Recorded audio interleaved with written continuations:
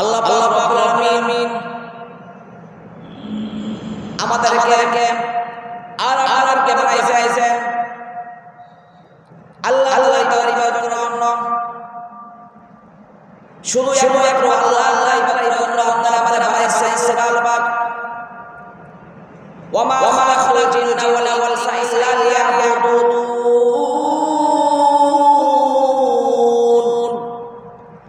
আল্লাহ পাক রব্বুল আলামিন আপনার এবারে বানাইছেন। আল্লাহ পাক বলছেন যে আমাদেরকে সবাই বানাইছেন শুধু আল্লাহ আপনার ইবাদতের জন্য, আমাদেরকে বানায় নাই, অন্যদেরকে বানাইছেন শুধু ইবাদতের জন্য না। শুধু জিন আর জিন এবং আমাদেরকে বানাইছেন আল্লাহ একমাত্র ইবাদতের জন্য, অন্য কারো বানায় নাই। তাদের শুরু বলা হয়েছে এই দুটি প্রাণীকে জান্নাত দেওয়া হবে, অন্য প্রাণীতে জান্নাত দেওয়া হবে না। এটাই বলা হয়েছে এখন এটাই পাওয়া যায়, আর অন্য কোনো বিষয় ভাবি পাওয়া যায় না। এটাই একমাত্র বিষয় পাওয়া যায়, আর অন্য বিষয়গুলো পাওয়া যায় না। এটাই দলিল প্রমাণিত। শুধু মান আর জান্নাত জানবে, আর কারো জান্নাত দিবে না। এটা আল্লাহ ওয়াদা করেছেন কোরআনের মধ্যে। এবং রাসূল বলেছেন, রাসূল কারীম বলেছেন, হে আমার সাহাবা, তোমরা ভালো করে নাও, তোমরা ভালো করে বুঝে নাও। কোন ব্যক্তি যখন নামাজ পড়বে, হারাম কাজ পরিধান করে নামাজ পড়বে, তত দিন তার নামাজ কখনোই হবে না। কোন দিন তার নামাজ কবুল হবে না। তখন সাহাবারা বললেন, ইয়া রাসূলুল্লাহ, তাহলে তোমার ঘুষ খায় না করে তাহলে তো এদের নামাজ কখনোই হবে না। তখন রাসূল বলেন, হে আমার সাহাবারা, কখনোই তাদের নামাজ হবে না। যেই মাসের মধ্যে নামাজ পড়বে হারাম কাজ করে, ততদিন তার নামাজ কবুল হবে না, কখনোই হবে না।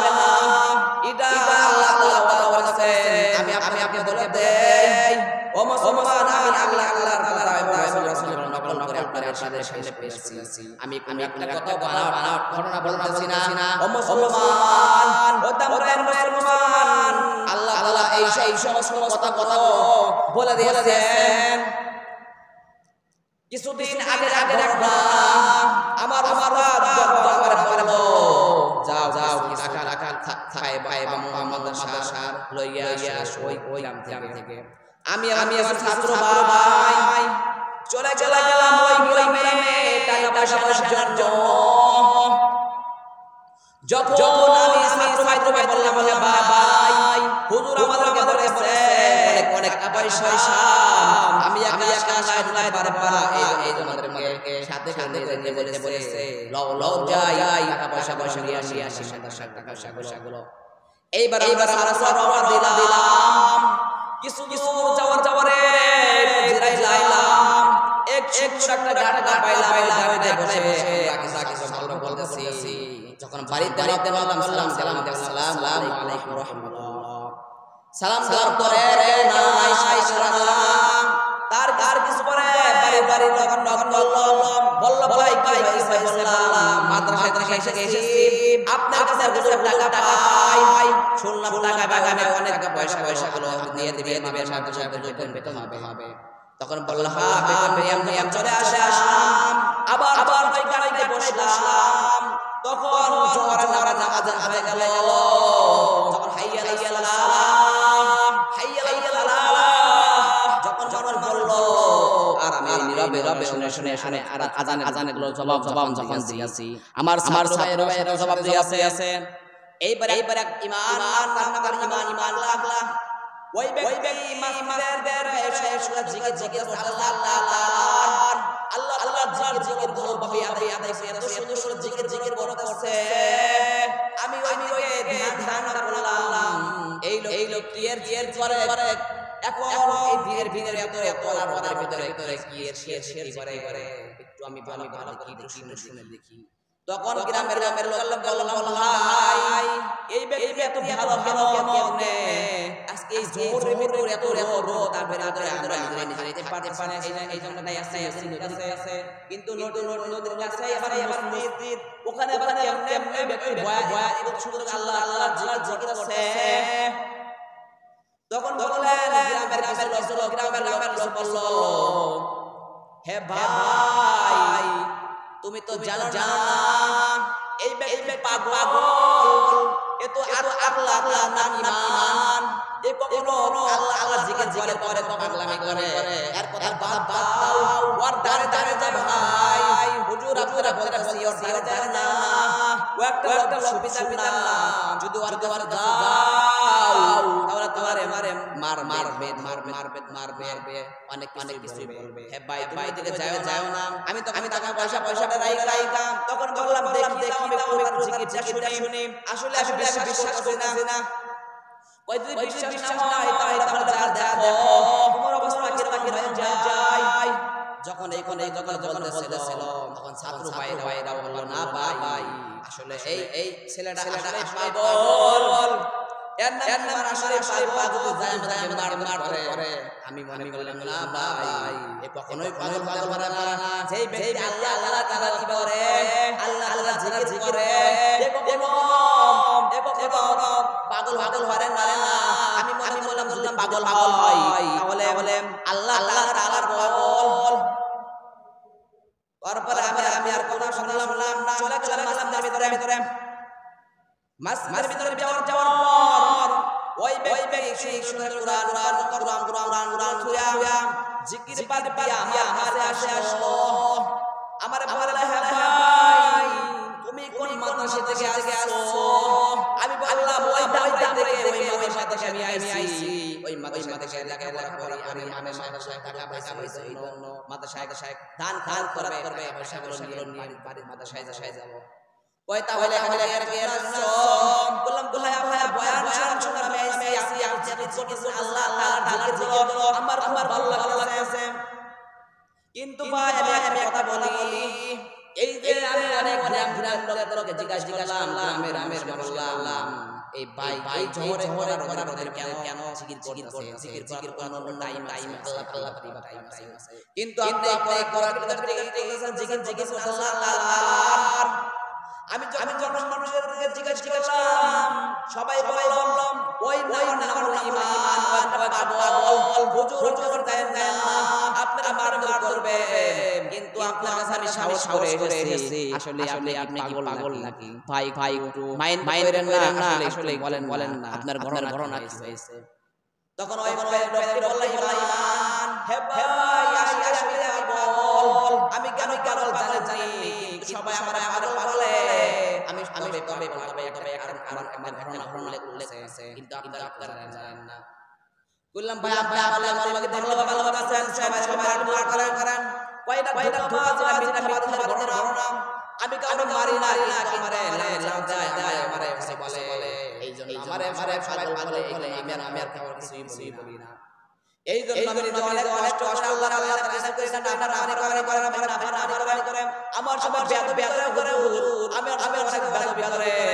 আমি কিছু বলি না আমি নিজের কান্না করি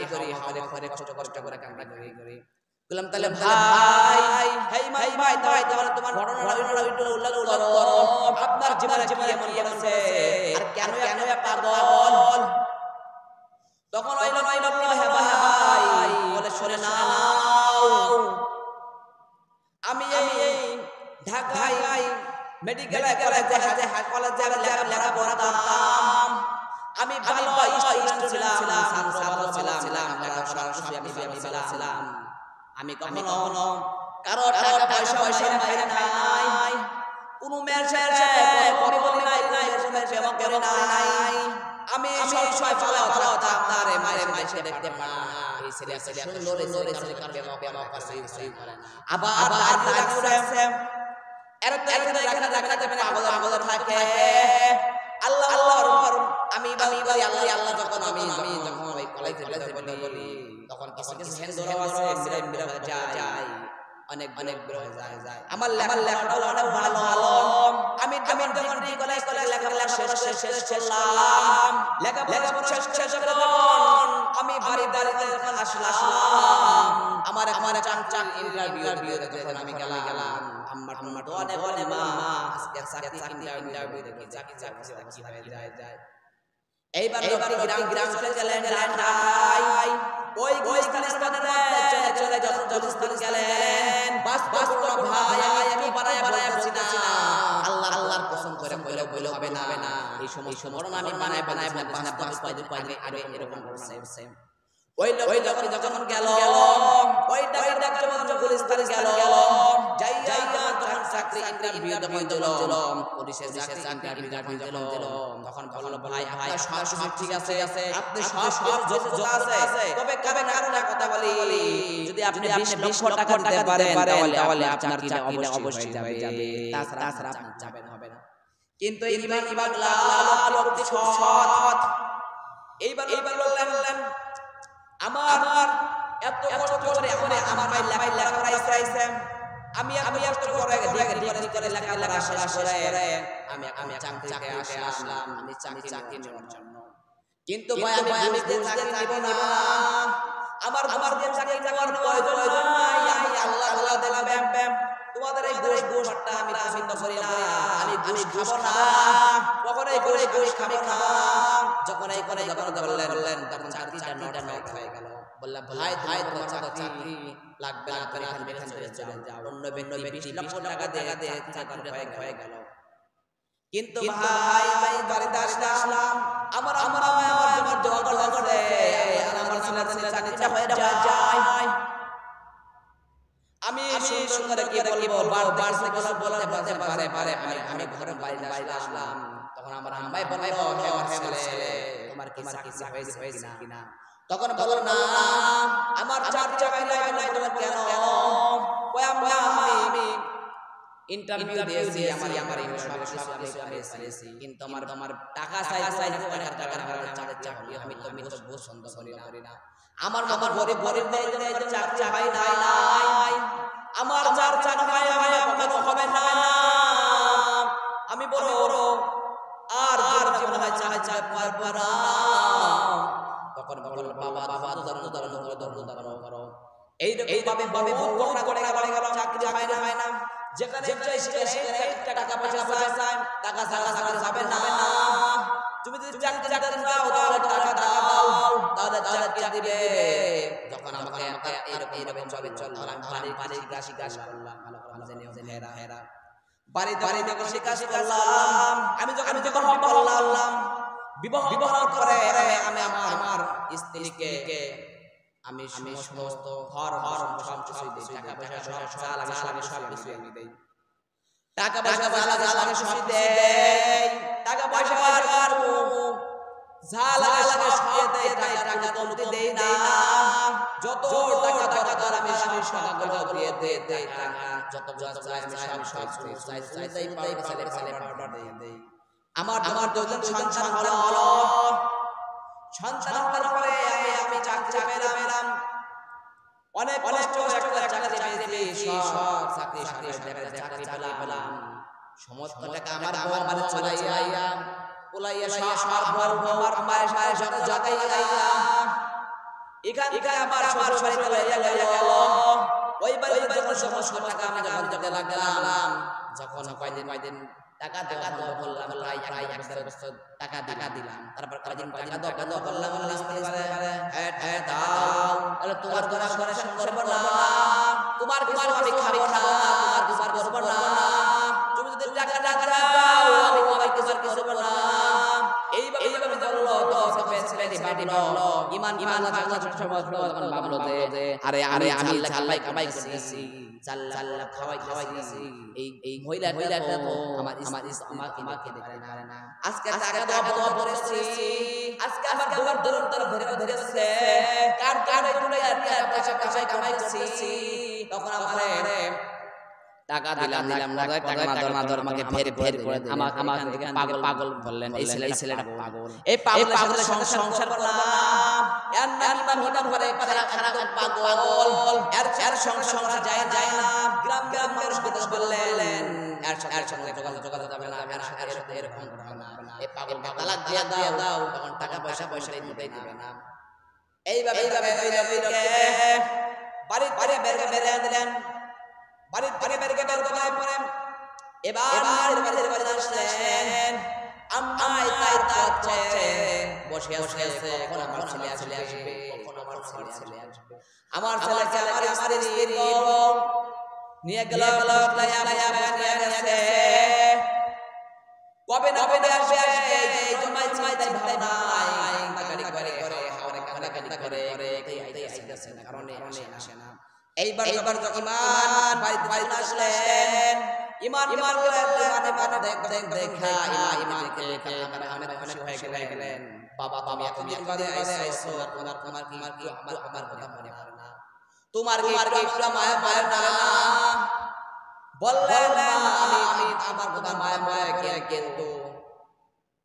আমার স্ত্রীর কারণে আমি আমার পাগল বানায়া আমার দেশ থেকে আমার এলাকা থেকে এইরকম স্ত্রীর কথা শুনলাম। স্ত্রীর টেনশনে মার টেনশনে আপনার পরে আসলে সবাই পাগল, কিন্তু এর গোসল বাদ দিলেন, খাওয়া দাওয়া টেনশনে পরে গেলেন পাগল। এখন ভাই সবাই সবাই পাগল বলে। এই জন্য ভাই আমার দেখলে সবাই পাগল হয়, আমার দেখলে ভালো পায় না, ওই যাইতেছে ইমান পাগলা, ওই যে ইমান পাগলা যাইতেছে ও একটা পাগল, ওর কাছে যান, ওর কাছে সবাই মারবে, পোলা করে। এই জন্য আমি নিজে মনে করছি আমি পাগল। আর এই আমি আল্লাহর করি, আল্লাহ মানি। আমি ইসলাম কথা বলে গেছি, বাড়ির কাজ করা বাদ দিয়ে আমি মনে পাগল, আমার সবাই জানে ভাই আমি আসলে পাগল না। কিন্তু এই মানুষের সুদ খাবার কারণে আজকে আমার গেল, আমি সেই চাকরি পেলাম, ছিড়া গেছে কিন্তু সবার কারণে। ও মুসলমান দুনিয়াটা বড় কঠিন। এই যে ইমান যেভাবে গেল, বহু করোনার বিস্তারিত লম্বা কাহিনী, কিন্তু সময় সীমিত। এই জন্য তার ভয়াবহ সংক্ষিপ্ত আলোচনা করলাম। ও মুসলমান এই জন্য সুদ আমাদের থেকে বাঁচতে হবে, এগুলো খাওয়া যাবে না। এই ইমান থেকে আমাদের নিতে হবে, নসিহত হবে। ইমান যদি নষ্ট করে আমাদের পাগল হয়, মানুষ পাগল করে, কিন্তু ইমান বলে যে ভাই আমি পাগল, সবাই বলে পাগল ঠিক আছে, আল্লাহ তাআলা আমি দুনিয়ার পাগল না, আমি আল্লাহ তাআলার পাগল, অন্য কোনো পাগল না। এই জন্য প্রত্যেকটি পানি যখন মারা যাবে আমি এটাই আশা করি যে দুনিয়াতে হয়তো পাই নাই, তবে আখিরাতের জন্য জান্নাত পাই। হুজুরি দোয়া করবেন, আমি বড় গুনাহগার, হুজুরি দোয়া করে দেন। এই দুনিয়ার পার সম্পর্কে আমার কিছু দরকার নাই, আখিরাতের জন্য পাই। কষ্ট আল্লাহ আমার ইমান এইভাবে আমার মৃত্যু হয় যায়। কুল্লু নাফসিন যায়গাতুল মাউত, প্রত্যেকটি প্রাণীর মৃত্যু হবে। ও যুবক একটু ভয় করো, বিশাল কাহিনী, কবর কঠিন কাহিনী, কবর তো বিশাল জাহান্নামে ঢোকো, কখনো বের হওয়ার সম্ভব না। আল্লাহ না করে এই কবর থেকে আমাদের বাঁচার উপায় নাই, এই জাহান্নাম বাঁচার উপায় নাই। এই জন্য আমাদেরকে বেশি পাবো জাহান্নামের থেকে বাঁচার এই দোয়া আল্লাহ আজিমানি নার, এই দোয়া আমাদের সবাই বেশি আবশ্যক। ও মুসলমান এই জিনিস সাবধান হও, প্রত্যেকটি পানি মৃত্যু বহন হবে। হাই রে ইসলামে জামিল গোসল করাইবে, পাগড়িটা মুড়াই ফুলাইবে, গরম জল দেওয়াই গোসল করাইবে, পাগড়িটা মুড়াই ফুলাইবে, গরম জল দেওয়াই গোসল করাইবে। মায়া কেন ঢাকাই লাগার মানুষ এত কষ্ট করে আমরা মানুষ সাজাইবে মাস্তিতে করে পালকি লইয়া আসবে আনার পরে মানুষ খাড়ে করে শোয়াইবে সবাই একসাথে সরকার গালি করবে হাউ মাউ করে জানবে আমার তখন কিছু বলার থাকবে না কিছু শুনতে পারবে না আমার যখন লইয়া যাবে আমি যদি নেক না হয় গুনাহগার হয় তাহলে আমার জন্য হয়ে যাবে ওই কবর থেকে পাসার উপায় থাকবে না এই জন্য ও মুসলমান আমাদের দেখতে এই আমাদেরকে দুনিয়া থেকে সওয়াব কামিয়ে নিয়ে আমাদের মৃত্যুবরণ হবে ও মুসলমান কবর কঠিন এই বুঝায় আপনাকে বলতে পারবো না যদি মৃত্যুবরণ করেন তখন বুঝতে পারবেন কবর আযাব আপনি ওটাকে আমি দেখি নাই এই জন্য আমাদের বিশ্বাস হয় না যদি কারো বিশ্বাস মনে না করেন তাহলে তোমার ঈমান থাকবে না কখনো ঈমান থাকবে না এই জন্য আমাদের সবাই ভাই খবর কে ও মুসলমান যখন লাশ যখন কবর দিকে লইয়া যাবে ওই ব্যক্তি খারাপ বলতে ভালো হয় তখন কবরে যাবে ওই ব্যক্তি হাওয়া করে কাঁদে খুব ভয় করে ভাই আমার এই রেখে দেখছো এই কবরে পরে ঘটনা যাব আমি এই কবর সদর পারবো না হে ভাই আমার এই কবরে ভয় এই কবরে আজ কখনো শুনে শুনতে পারবো না আর এই ভালো হয় যখন চন্দ্রের মধ্যে যাবে যখন মানুষ সারি হয়ে দাঁড়াবে সারি দাঁড়াবে যখন বলবে হে ভাই এই কেমন ছিল হে ভাই এই কেমন ছিল ওহে সালাম এই একবার দুইবার বলে এই কেমন ভালো খারাপ ছিল এই তিনবার বলে লোক সবাই যে বাইরে এই ভালো ছিল তাহলে আল্লাহ নিজেই জান আর এই লোক খারাপ হয় তাহলে সবাই বলবে আসলে খারাপ ছিল ভালো ছিল না সব সময় গুনাহ তো কোন আজরাইল বলবে এই লোক আসলে খারাপ ছিল হে আল্লাহ না ফেরেশতা আসলে লোক খারাপ ছিল আর এই লোক ভালো হয় তাহলে আল্লাহ নিজেই বলবে আসলে লোক ছিল হে দুনিয়ার মানুষ হে ফেরেশতা দুনিয়ার মানুষ কিভাবে বলছে এই লোক ভালো ছিল আসলে ভালো ছিল না আসলে এই লোক ভালো ছিল না এইভাবে সবাই করবে এইভাবে কবরে লাগবে রাখবে এদিকে জানটাকে আসমান থেকে লইয়া যাবে আসমান লইয়া যায় ফেরেশতা বলবে হে জিল তুমি কার লইয়া দিছো তুমি থামো তখন বলবে ভাই আল্লাহর জান লইয়াছো তখন বলবে ওই মালিক ছেলে আমি জানটা লইছি ওই লোক কেমন ছিল বলে ভাই ঠিক ভালো ছিল তখন ফেরেশতা বলবে হে আজরাইল আপনি লইয়া যান আর জমিনের দাবায় দাও জমিনের লইয়া দাও আসমানে আল্লাহ তাআলা লইয়া দাও একদম আফরমান এইভাবে বলবে আর ফেরেশতা আজরাইল এক করে আল্লাহ পর্যন্ত বলবে যখন সব ফেরেশতাকে লিয়ে যায় না আর এই লোক বালা হয় তাহলে আজরাইল বলবে এই লোক খুব ভালো ছিল তখন ফেরেশতা বলবে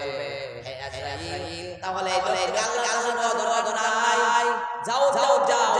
ওই ব্যক্তি লাশ লয়ে যায় ওই ব্যক্তির কবরে এসে যাও কাছে লোকরা দিয়ে আসো যখন মানুষ লাশ দাফন আর চলে যাবে 40 কদম হাঁটবে